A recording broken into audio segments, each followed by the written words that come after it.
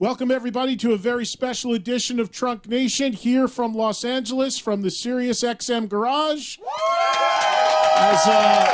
As you can hear, we have a fantastic studio audience here, and they have all gathered to listen to Megadeth both perform live for us and also answer some questions. The band's got a brand new record called The Sick, the Dying, and the Dead that is out this Friday.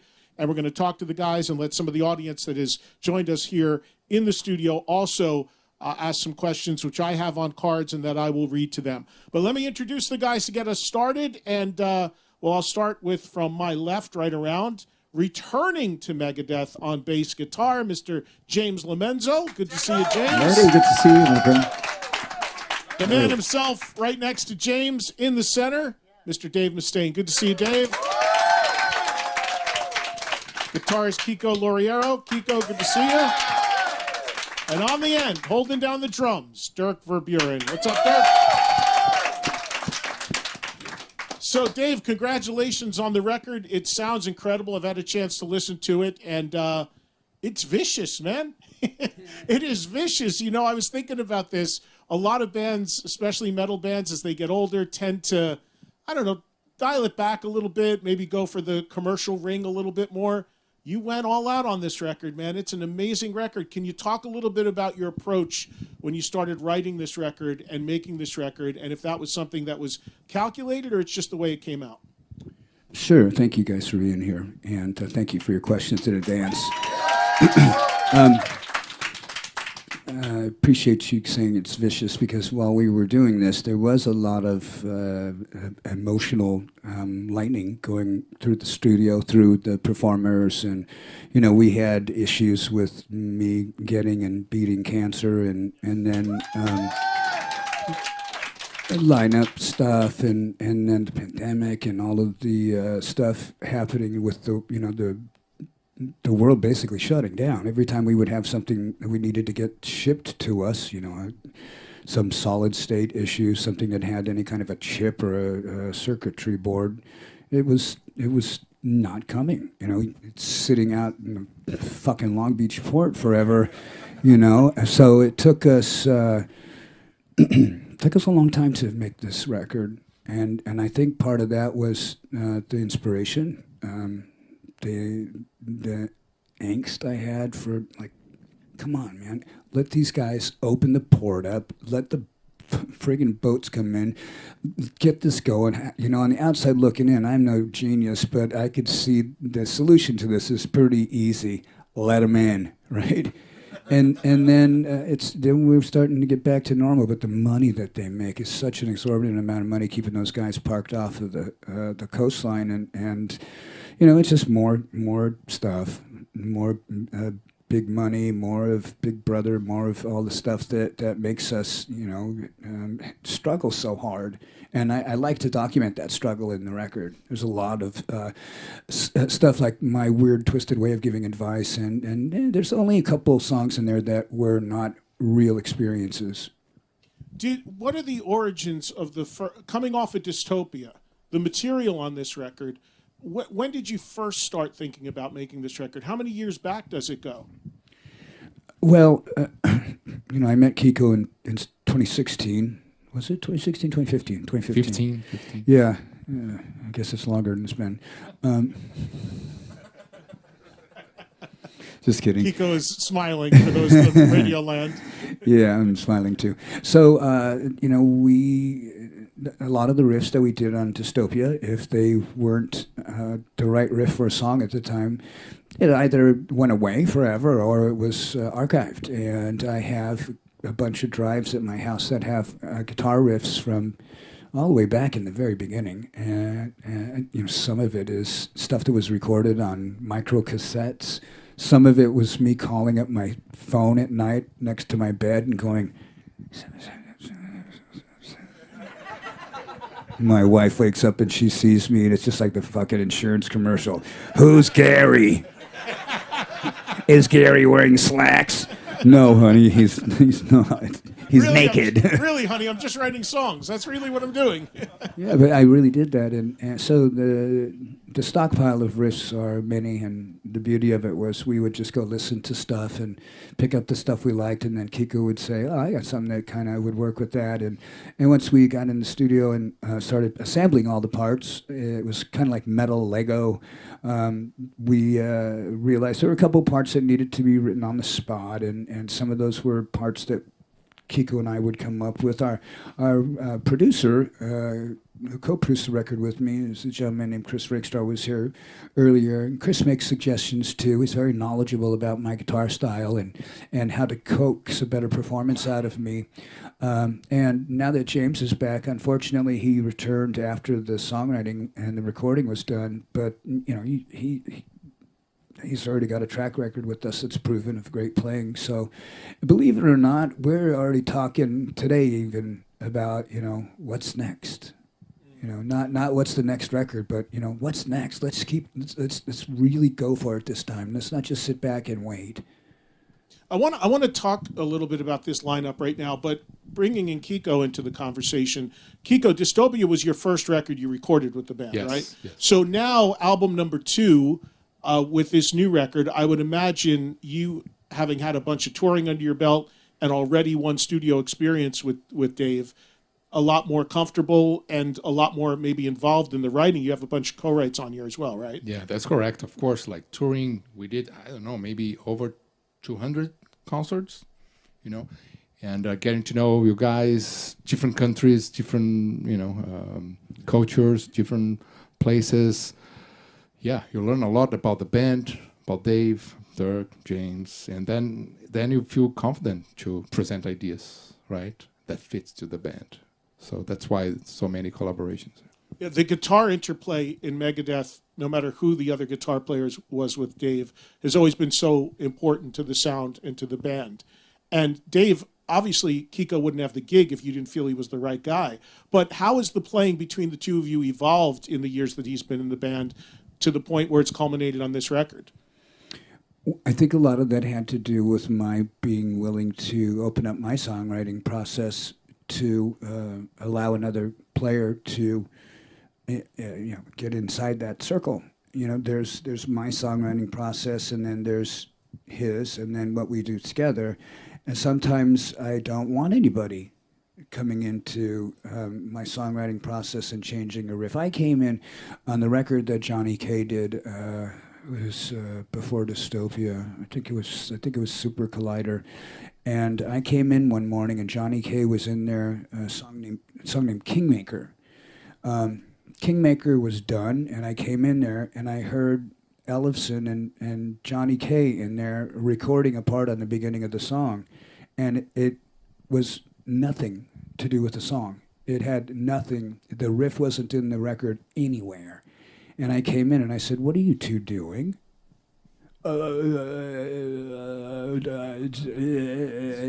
Trying to explain, I'm going to fucking poach your song, and I'm going to put one of my riffs in the front of the song. And it was so pathetic. I just felt so sorry for the two of them. I just said, go ahead, leave it in there. But if you listen to Kingmaker tonight when you go home, you're going to hear the beginning of the song. There's a really dumbass part there, and that's it.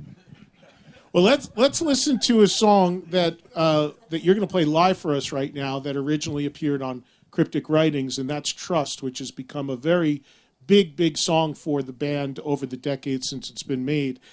As we've told you, this interview and this special, we're going to go back and forth between the guys playing live for you here in the studio and also taking some questions, and we do have some questions from the audience as well. So much more to talk about with Megadeth, but before we get to more questions, how about we hear a little music, right?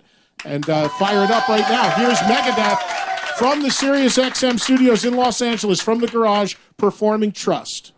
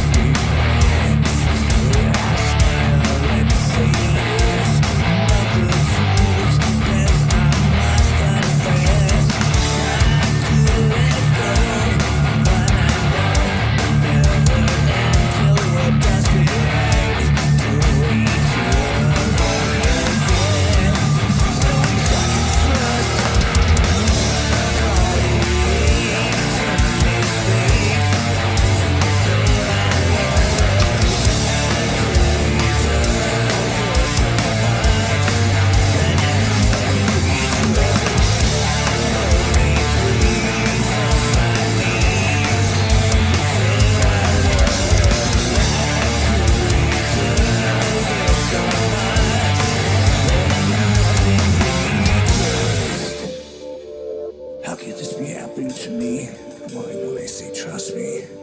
Can't believe this is true. Trust hurts. What does trust equals suffering?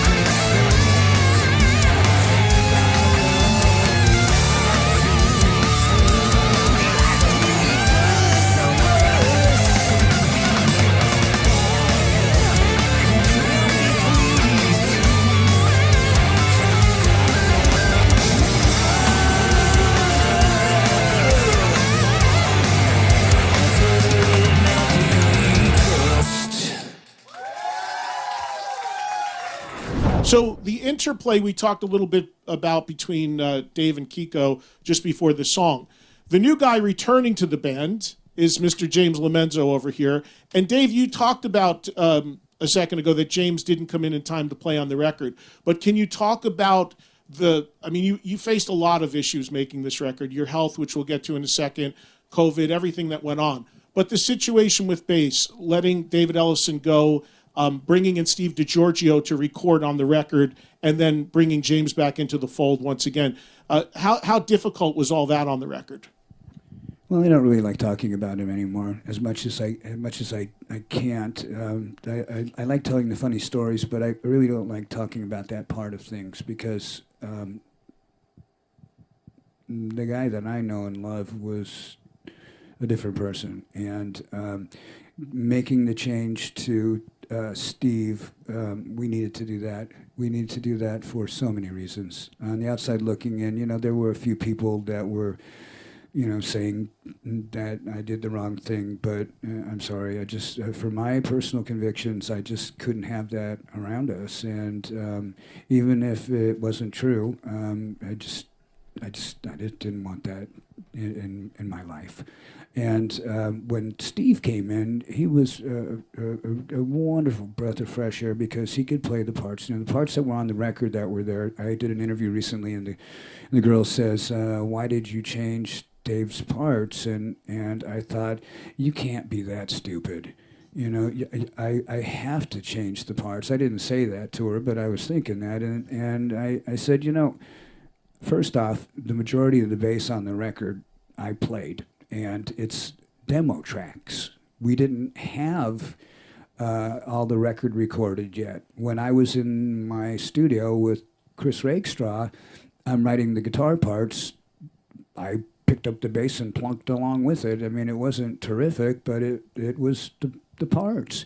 So when anybody came in to record the parts, whether it was Steve or Dave, the parts were already written and recorded. So the part about Giorgio coming in, it was cool because there was just so much bad going on at the time. It just seemed like the record was going to keep getting delayed and delayed and delayed. But I believe there's a spiritual vacuum in my life, and that whenever things get really bad, there's a breakthrough ready to happen. And I know that when things get bad like that, it's kind of a challenge from the universe to see if I'm going to stop living my life on the right side of things. You know, if I'm going to start trying to force things to happen again. And that's not who I am anymore. I think right now we're sitting on some of the best years ahead of us ever. I mean, I feel great. I think I'm playing really well. My relationships with most of the people in my life are really doing good. And I think that the band's trajectory has just continued to go upward. Well, as people can hear, and they just heard Trust, and you're going to hear some more Megadeth played for us live exclusively here on Trunk Nation. I mean, the band sounds unbelievable. James, I want you to jump in here. Full disclosure, James and I are old friends. We go back to like 86 together. We go way, way back. But for people that don't know, prior to rejoining Megadeth, James, you were playing with John Fogerty, who is a legend, of course, in his own right, but I imagine quite a change to go from playing with Fogerty to getting back into this world playing metal with Megadeth. Well, I did a number of things along with playing with John Fogerty, but John Fogerty was a gig that, you know, came up every weekend, if not 2 weeks at a time. So, you know, I'd run out and do that. But the main thing about that is when Dave called up and asked, we'd love you to come back to Megadeth and help us get through this tour that's coming up. I had a lot of trepidation because, you know, my gig there was kind of staying in one place and kind of playing half-tempo stuff for quite some time. So, you know, I actually put up an old YouTube video of something we did in San Diego and took a look. And I remember being kind of shocked and going, oh, my God, I've got to get on that horse again. Okay, here we go. Saddle up, partner, you know. So, man, I got to tell you, you know what? I'm feeling younger now than I have in the last 9 years.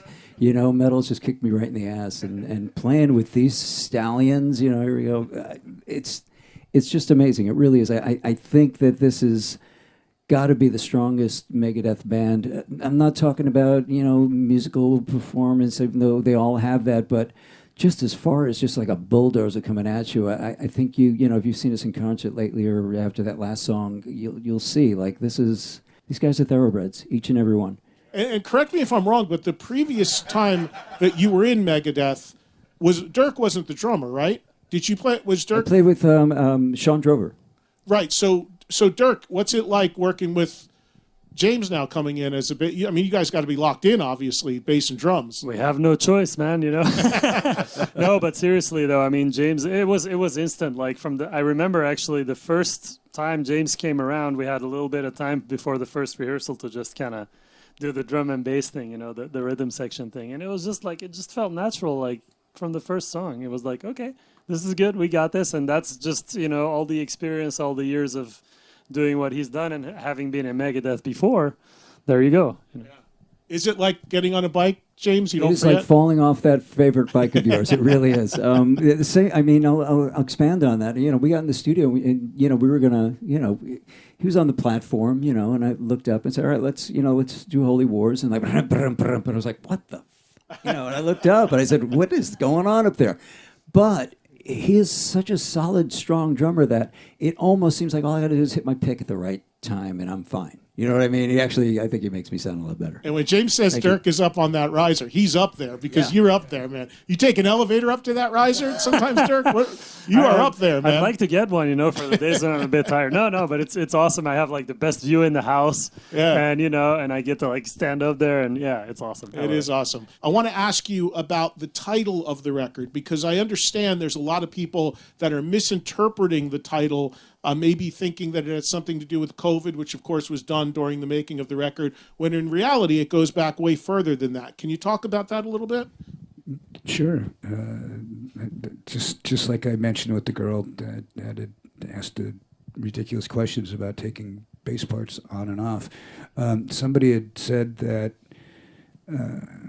was the title about COVID? And I thought, oh my God, it's my day today. And it's not. If you listen to the lyrics, first off, the lyrics talk and tells you the timeline. And if you look at the title itself and you're going to be not willing to go any deeper than that, sure, it could be about that, but it's probably a little easy to tell that it's not when you look at the artwork, and it's from old England in the 17th century or 16th century, whatever. COVID wasn't around then, so it was the Black Plague. So did you? I guess it's kind of like when you think about it, you name the record, people could look at this as not only COVID, but you yourself with the health scare that you went through, having cancer and dealing with that. I mean, there's in retrospect, a lot of things that title could be applied to, I would think. And speaking of your health, how are you now, and are you good? Well, I'm still a little mental, but as far as the cancer, I'm 100% clean, and it's going to be 3 years. I think in October. I think it's the 19th. But that. Thank you, guys. Thank you, and I appreciate all your support. I could tell when I was going through this, I felt like I wasn't alone, and I'm not saying there was a magic elf on my fireplace or anything, but I could tell. And it was great to see how my story inspired other people too, because there's so many of us that, at some point in our life we're going to contract some kind of an illness, some kind of a difficulty that we're going to go through, and as long as you have someone to help you get through it, it's like they say, a burden shared is a burden lessened, and I try to be as understanding as I can about people who talk to me about having cancer, because I'm not going to say I got off easy, but I mean, realistically, I got off easy. I found it early. I was very aggressive. I subjected myself to the most ferocious program that they could do, and I don't really think my being a celebrity had much to do with the outcome, because the medicine's the same medicine for you and for me. I went in there with an attitude like everything else. I'm going to fucking kill you, cancer. And you did. So that's awesome to hear. Without getting too detailed on it, I think it's really important because all of us are getting older and all of us have to be aware of things like this. You said that there was early detection for you, which worked to your benefit. Mm-hmm. Could you talk about what your symptoms were? Maybe Sure. People listening and what have you that might... Sure. When we all heard about Bruce getting sick in Iron Maiden, that was a scary thing because, I haven't heard anybody getting that type of cancer before. It was cancer that originates on men in the tongue area and in the back, in the throat. So head, neck, and throat cancer is particularly dangerous because all the goods are up here, And when I went in to do the radiation, that was really a frightening process. But leading up to that, I had so many things happen. It just made me so angry. I went to the dentist. This is how the whole thing happened. Something happened. Got a tooth fixed. A couple weeks later, still hurting. I go in, tell the guy my tooth's still hurting. We have to go out on the Jimi Hendrix Experience tour. I'm out there, and my tooth's hurting, and it's hurting, and I don't do good with dental pain. I don't. I saw Marathon Man, and I got to be damn near knocked out just to get teeth cleaning. It's just is it safe? Is it safe? I don't do good with that. So I went to an oral surgeon because the dentist said I can't find anything. And I go on and I'm seeing the oral surgeon. He checks me out. He goes in the next room. And I swear it was probably around 20 to 30 minutes before I got up. And I was like, dude, what's up with you? Come on. And he goes, oh, I'll be right in. And I go back and I sit down. He comes in. He goes, oh, you got the big C. Just like that. And I was thinking, what is that? Halitosis? No, that's an H. What? Cavity? Do I got a big cavity? And I got up and I walked out to my car and I sat in my car and I just had tears coming down my face because I couldn't comprehend that I had cancer now. Now, I wasn't sad. I wasn't hurt. I was fucking pissed. I was mad at him the way that he told me. Yeah, that's not great bedside manner for a doctor. No, Yeah, I know where his dental office is, and if there's ever a giant crater over by the Galleria, you know what happened. Yeah. So when we went back out onto the Hendrix thing, prior to that, someone had looked and said, "No, you're fine." So I went in there really, just fat, dumb, and happy. What's in my mouth? Cancer. So when we went to go see the doctors, they gave me 31 doses of radiation and 9 doses of chemotherapy, and they were really, really, really close together. The tumor was on this side. The 2 lymph nodes down here were both affected by it, and it's only supposed to be one. So there were all kinds of weird anomalies happening. And probably the hardest part of it was just getting the mask. When they put you into the radiation, the machine, you have to have your head locked down, because if they're using a laser to melt stuff inside of your body and you're going like this, you're better off not even going. So I'm sitting in there and I'm freaking out because I have claustrophobia. And I'm going, is that the machine that goes when you go in there for a CAT scan? Or MRI, yeah. Yeah. So I didn't know what it was going to do. And they get this mask thing and get it all wet. It's this plastic material, and they slopped it on my face and laid me back and clamped it all down. And I'm sitting there and I'm going, what are you guys doing? How long is this going to take? And they go, 15 minutes. I'm saying, 15 what? Yeah. And then all of a sudden I feel this drip of water go, pink, right into my ear hole.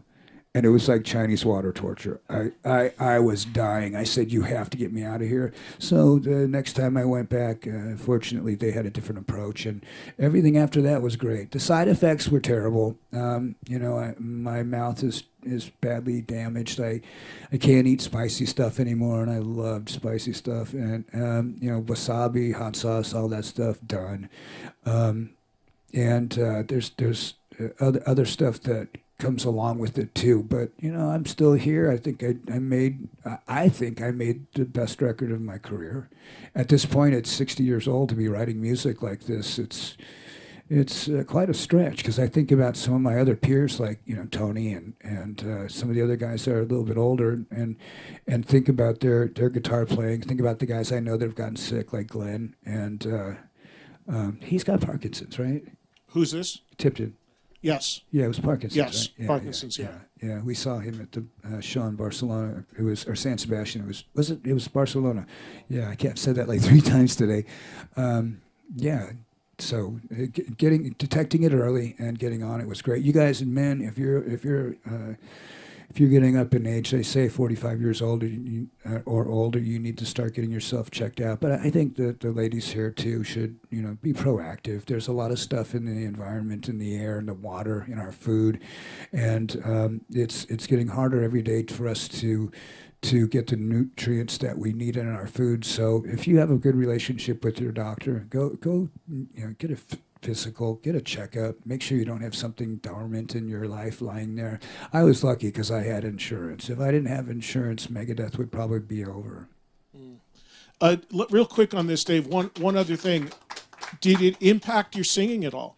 Because having just heard you sing, you sound great. But you mentioned Bruce Dickinson, who also went through this, and I saw Bruce sing a 2-hour set, and he had told me his only issue was he kept getting dry. He had to have water, bottles of water all over the stage. So much, yeah. Is that the same issue I with wake you? up in part of to go along with my happy dose of claustrophobia, I developed insomnia too. So I can't sleep more than about an hour and a half to 3 hours at a shake, and it's usually because I'll be sleeping and I'll just start mouth breathing, and then everything gets so dry I actually wake up because I can't swallow, and I'm feeling that. So I have to take medicine for that, and we have special gum, and there's drinks everywhere. So that's one of the things. When they nuke your mouth, all those little saliva glands that are in there all die off, and they may return, but probably don't. And for me, they haven't. So. But I see progress every day, Eddie, because when I first finished my treatment, that was my my stepping off point where I started to measure things. I was having the worst memory issues. I couldn't remember. I would start talking and I couldn't remember what I was talking about. So it was really hard. But I got through it, and it was, like I said, just please go get checked up if you think you need it. Yeah, it's important for everybody to know that, especially as we all get older. Okay, so let's do another song. We got another song for the guys to play, and this is another classic that everybody knows and loves. It's a staple of the live set from Countdown to Extinction. Megadeth are now going to perform for us here on Trunk Nation, Symphony of Destruction.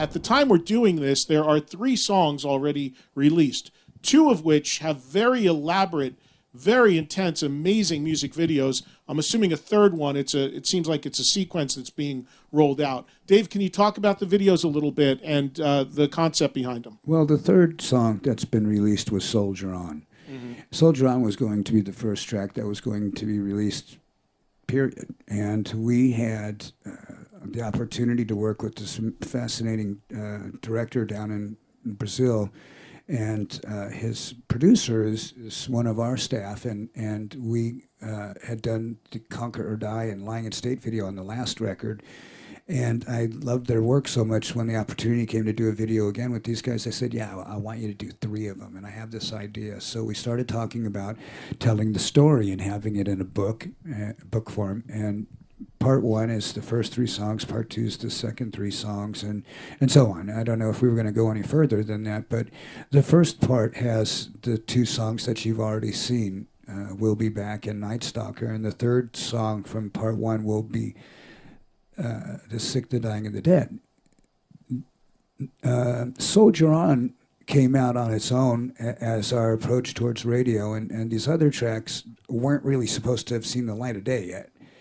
But the reaction to that first track kind of milked out the songs and made them come a little early. You know, I think that the way things are lined up with the schedule, Soldier On is number 6. I think it's the closing track in the book. But again, you know, you never know. There might be a part 3. Dave, long before you played with any of the 3 guys you're playing with now, music video was such a huge part of Megadeth's story. The early days of MTV, you were a staple on MTV, so many iconic music videos. When you were first approached about doing music videos very early on, did you embrace the concept? It seems like you did, judging by the quality of the work, but were you into doing videos, or did you go into it initially reluctantly? You know, when we first started Megadeth, MTV was still a music channel, and I was watching it ever since. They had Pat Benatar and the Buggles, and even Iron Maiden, a lot of 38 Special. Triumph and Billy Squier. Yeah, a lot of songs that, you know, you wouldn't see played anywhere anymore. But, you know, I would listen to MTV a lot. So the idea when the first video came along, it hadn't really registered to me what we were doing. You know, because the first video we did was for P-Cells.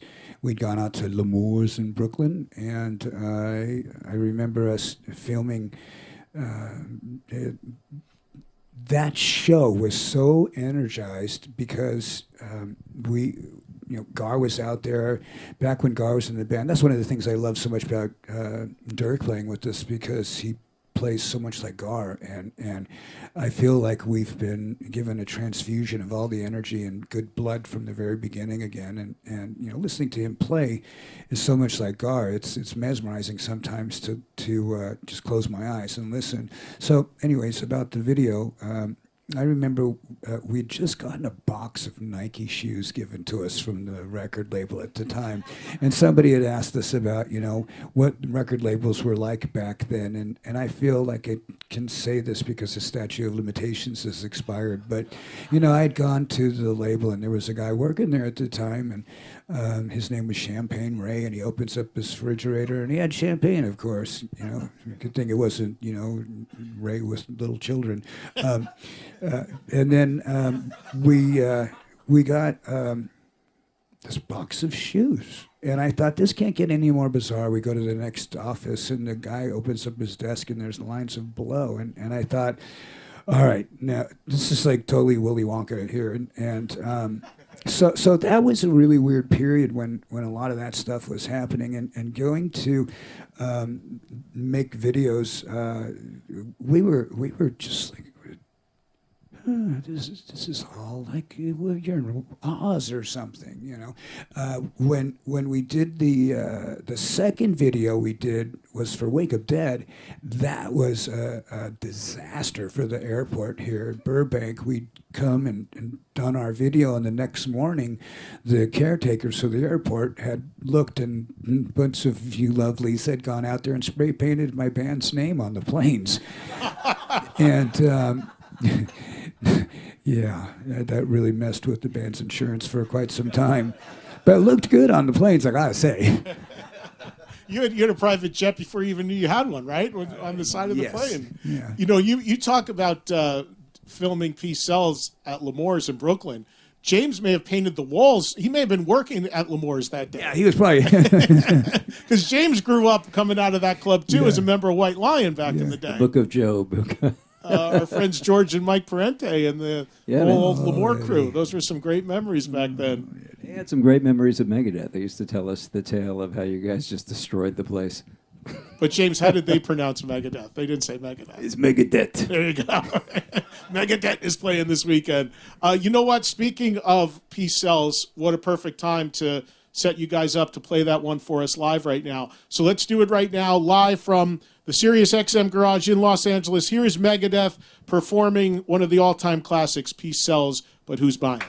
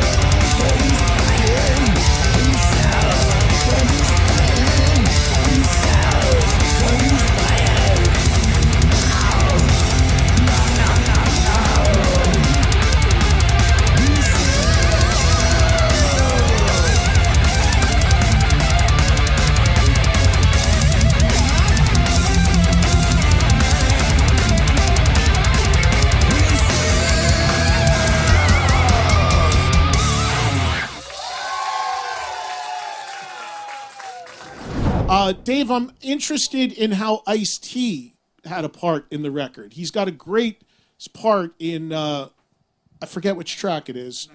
Night Stalkers. Tell me about your relationship with Ice-T and how he got to be on this record. Well, Ice and I have been friends for a little while now. I met him back when I was managed by Littman and Kahane, and that's back when we did the Rest in Peace record. And we were up in the head manager's office, and we were standing next to Rob Kahane's desk. And there's a famous story about the singer from the Nymphs being upset with him and standing on his desk and... Oh, is that right? I think her name was Gretchen or something like that. As the singer for the Nymphs or the Pixies or something like that. But she relieved herself on his desk, and I'm sitting there telling Ice, I said, yeah, you're probably touching it right now. But then, we talked a little bit about him being a ranger and in the military, and it was interesting because it was right at the time when Cop Killer came out and there was all that controversy going around. But I had really liked Ice before I knew who the artist was that had done the song he did. He'd done the song Colors. And I thought that was a great song. It was so good. 6 in the Morning's another great song, too. But when he'd asked me if I would do something on a song called Civil War on their last record, and I know we did something together before that. It just skips my mind right now. And then after the Civil War track, I played on that, and I wrote a little bit of the lyric on that. It became clear to us from Night Stalker we needed a voiceover that was going to be really commandeering, kind of scary voice like we had on Captive Honor. And I was thinking, who can I get that would have a voice that sounds like, in my mind, this is the character. Lou Gossett Jr. from Officer and a Gentleman, right after Richard Gere got kicked in the balls and said, I have nowhere else to go. That's the guy that I wanted to be, yelling, get ready, bitches. Here, I got locked and loaded. So when it came back, it was absolutely perfect. He asked me if I wanted him to sing it, and I said, no. I want you to be like Colonel Kretz from Apocalypse Now. Just that disturbed dude. And he's got such an identifiable voice, and he's in the video, too. Yeah. You got him to be in the video, which is really cool. Yeah. Speaking of videos, before we get to another song, when I was talking about classic videos a second ago, I saw everybody else in the band kind of smile. And I'm curious, starting with you, Dirk, on the end, when was the first time that you saw or heard Megadeth and Dave's music? Like, when were you first exposed to it? Was it a video or a song? When did you first hear Megadeth or see them? I was living in France at the time. I was about 14 or 15 years old, and I went to this little, I remember this really well, I went to this little kind of like market that's, down the street in this little town where I lived outside of Paris. And there was a guy that had a few records, so I went through them and at the time you would buy records just based on the cover. It wasn't like, you'd heard the band on YouTube or Spotify because none of that was around. So and I just saw this, this amazing cover of Peace Sells, right? Like this mesmerizing piece of art. And I was like, okay, taking that one, and that was my first time hearing Megadeth. And I was a fan from Wake Up Dead. That's it. Boom. And Kiko, you being from Brazil, what was the first introduction for you there? It was the music video, Peace House, yeah. And but in 92, right? 92, Rock in Rio 92, I was there in the crowd, watching them playing Peace House tour, right? And the Painkiller with Judas Priest, Megadeth, Judas Priest was Guns N' Roses, right? Same night, yeah. Yeah, it was my experience to be there. It was an amazing concert. Yeah, for sure. And James, what about you? Do you remember your first Megadeth? Well, it was definitely the MTV video of Peace Sells, without a doubt. And I just loved that song when I heard it because I couldn't place what it was supposed to be. Because to me, it had this great punk edge to it, which, didn't sound familiar to me like, bands like Iron Maiden wouldn't even go in that direction. So it was really intriguing to me. But the one interesting thing is at Lemoore, I don't know if you remember this, but before the headlining band had come on, they'd always play the whole intro to In My Darkest Hour until the band was ready to go. And it was so funny because when I joined the band, a lot of these songs, I said, I probably know about 4 or 5 of them, and I'm going to just jump all over this. This is years ago. As soon as I heard that, I'd go, I totally know this one. Yeah, it was either that or Accept Balls to the Wall. Those are always the two songs. That's right, we played. that's right, yeah. One or the other before. But the that band was came far out. more elaborate than Yes. Balls to the Wall. Yeah, that's for sure. without question, without question. All right, so we're going to get one more song in here, and this is a song from the new album, and it was the lead track that we got from the new record. And at the time we're doing this, you guys, Dave, you're currently on tour with Five Finger Death Punch, and I know you just worked this song into the set. Can you talk a little bit about We'll Be Back? It's an unbelievably blazing, ripping song. Tackling this and doing it live for the first time the other day, right? Is when you did it? Yes. It's a difficult song to play because the guitar playing and singing, it's it's a left brain, right brain thing, and when you do this, you gotta separate your brain from one side to the other. So I'm singing and I'm playing, and I'm singing a line, and this line ends. The next line starts while it kind of steps on it. So there's a little overhang, and then there's a little bit of an anticipation with each line. So I've got to sing it very quickly, and then the time in between the last word of the line and the first word of the next line has to be minimal. So I've really got to shred on the singing part because it's so high right now, and it's only the second time we played it today. Usually we'll work out rehearsing it live, and then I'll try and start, working through the singing part because it is difficult. And usually we'll try and get the chorus down. And right now I feel like the choruses are great. I know all the words to the verses, and now I just have to try and get my registry in the right area. Because, when you're in the studio and you're singing it and it's digital, you can hear everything and it sounds wonderful. But when it's live, you've got so much outside ambient noise that changes things, so you don't necessarily, you don't get to hear things as well as you would in a controlled environment. So this performance people are about to hear right now is the second time ever you've played this song. Yeah. Wow. These songs, they were written in the studio. We didn't jam these out in a rehearsal room for 2 years before we went in the studio. Right. Well, this is from the brand new Megadeth album, The Sick, the Dying, and the Dead, and this is called We'll Be Back. Here it is on Trunk Nation.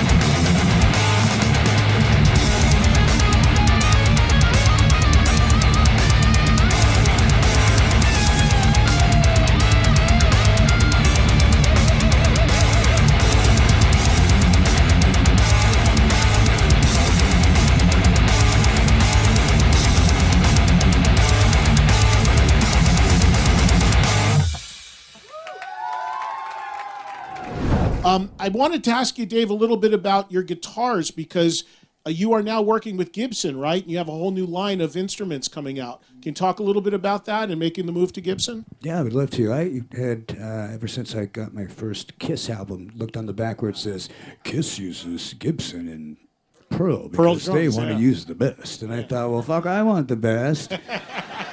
and I went into the guitar stores and I saw the prices and I said, well, fuck, I want to steal one of these. So that's kind of how it went. I got my first Les Paul. I actually jumped through somebody's window and stole one. And after I became successful and I'd gotten sober, I went back to the guy and I said, you remember when you were younger and someone stole your copy guitar and your acoustic? Sorry. And I want to give you this in return. And I gave him one of my brand new Dean acoustic guitars and one of my brand new Dean VMNTs at the time. Totally made amends with the guy. And, I'm not going to say he kind of, upgraded, but in a very twisted way he did. He ended up, because the Les Paul that he had wasn't a real Gibson. So I've always wanted Gibson. And then when the time came to go there, I just left Dean and I heard Gibson was looking for somebody, and I thought, come on, man, because I wanted to go to them before, a long time ago, after I had left Jackson. That was the first company I went to. And something was wrong at the time. It just wasn't a right fit. And now it's perfect. I love these guys. And my guitars play like just unbelievable. You have 3 signature models out now, right? Is that Right. correct? Well, 3. brands. The Gibson brand has Epiphone and Kramer also. So I'm an ambassador for all 3 guitar lines. And I have 2 signature models that we do. We do the Flying V right now, and the Explorer is the next one we're working on, because I liked taking their classic shapes and hot rodding the guitars. The Flying V only had 21 frets. I'm the first guy to ever make a 24 fret Flying V, and it was done by Jackson. So when I went to Gibson to do it, it was really hard. They're an institution to get them to change from 21 to 24, but they did, and the guitars are killer. Yeah, they look very cool. I don't play, but I can tell you they look very cool. So I can teach you. Yeah, I'll take your lessons. I've done it That'll a be few awesome. times. Let me get a few audience questions in here. Before I do that, though, I just want to ask you, as far as touring, at the time we're doing this, you're out with Five Finger. You recently did a tour with Lamb of God. Looking forward into the balance of this year and into next year, I imagine it's just a lot of road work. You're going to get out and play live as much as possible? Yes, we've got dates booked almost till the very end of the year, and then we start up again at the beginning of the year. I think we're going down to the Pacific Rim, and then we've got European festivals at the latter part of the summer. I believe we're going to wrap up the end of the year with one of the new British heavy metal giants, and then that should carry on into 2024. So we're pretty booked until 2024, and I'm excited about it because we've got so many opportunities right now to get this record out to people. And each time we go out and we play one of those new tracks, people are seeing that this isn't a band that the guy can't sing anymore now, and he's got somebody behind the amps, or and one of those bands that has a guitar player behind the amps. We're out there and we're doing it for real. Yeah, and thank you for doing that, because that's so important to me as a fan. Yeah. That's awesome. All right, we're going to squeeze in a few audience questions with the time that we have here. And this one comes from Ezekiel Kaplan, who, are you in the room, Ezekiel? There's Ezekiel. Ezekiel wants to know, after nearly 40 years of writing music, how do you stay creatively inspired? And do you struggle as you get older to keep producing original creative ideas? There's a bit of a struggle. I think the struggle isn't so much about coming up with new ideas. It's the struggle is coming up with something and not having come up with it before. All the good riffs are taken now, so you've got to really work hard. Yeah. Well, when I Dave, right? when I started, it was a lot easier because there weren't so many bands and there weren't so many songs. But the good thing about all these bands is they tune so low you can't tell what they're playing anyway. So there's a whole glut of great music out there. Just don't tune it up. What was the rest of your question? Just wants to know, as you get older, if it's harder if you struggle to come up with original cool ideas. At my age right now, I think that part of the coming up with it is so that I can say, I can do this and you can't, kind of thing. That's always been one of the things that motivated me. Like if someone said, you can't have this, and damn straight, I'm going to get that now. Or if they ever dared me or challenged me. We had a guy that works for us the first day of this tour, he challenged me. He said, well, then send me home. And I walked away from him and I went, bye-bye. He hasn't gone home yet, but he's going to. Yeah, from this interview, he's just found out he's fired. I don't know that he will. He might. Be better you tell him. I'll break the news for you, Okay, Dave. you do that. Ezekiel also wanted to know real quickly if you still have your BC Rich bitch. No, it got stolen. Oh, it's legendary. Not anymore. It's invisible. This question comes from Gio. Gio, are you in the audience? Maybe Gio wrote it in. I'm not sure. How come you never play In My Darkest Hour live? Well, we do. We just don't do it anymore. It depends on how long the set is. We're playing 55 minutes with Five Finger Death Punch. I'm sorry, but I did pretty good in math in my school years, and when you have so many songs, you have to start letting some of the other ones go.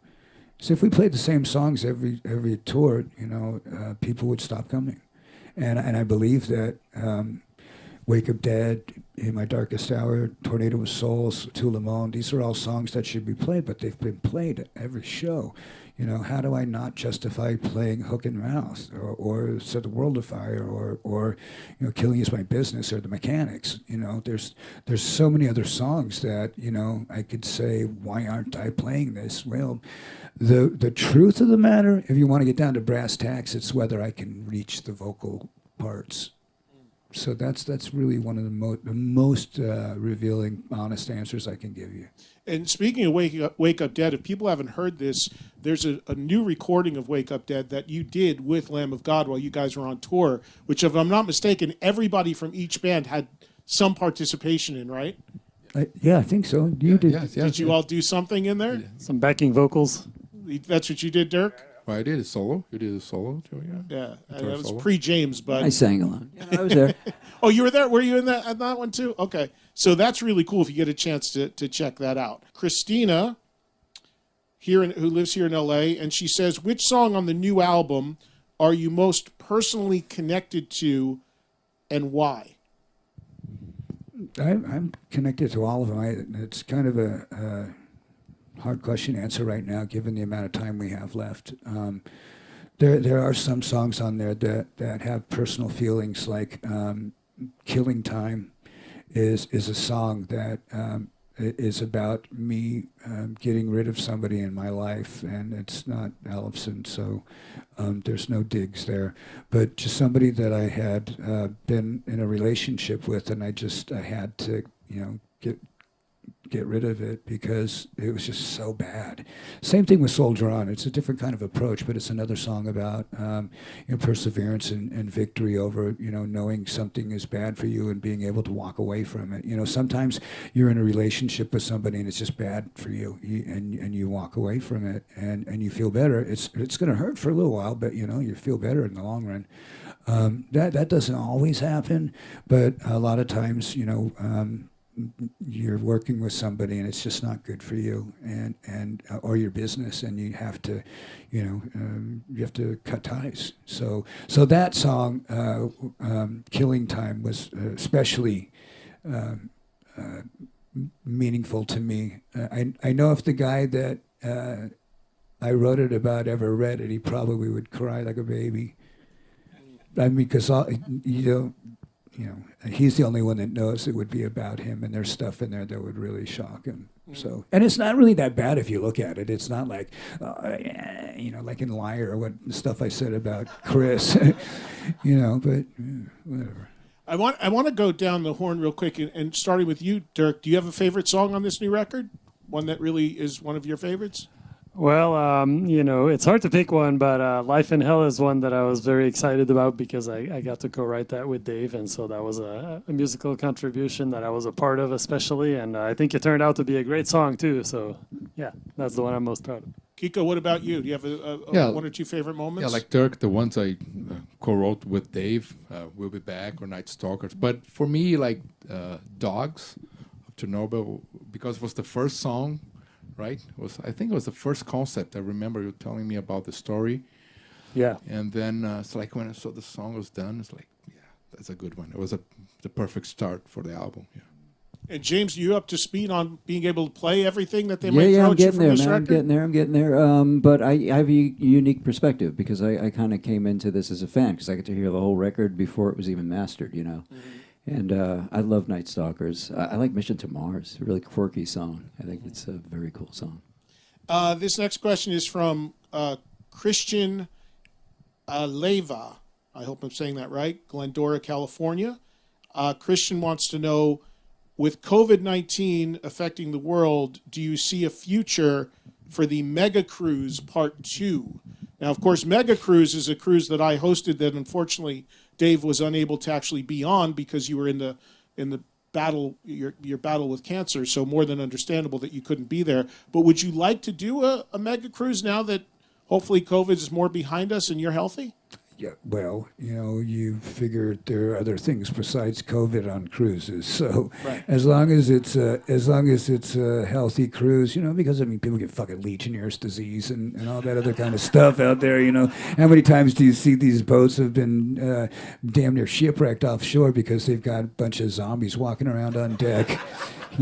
It's that's not for me. If it's like the line that we used, we really tried to use a good boat. It was a special event, and I wanted so bad to be there.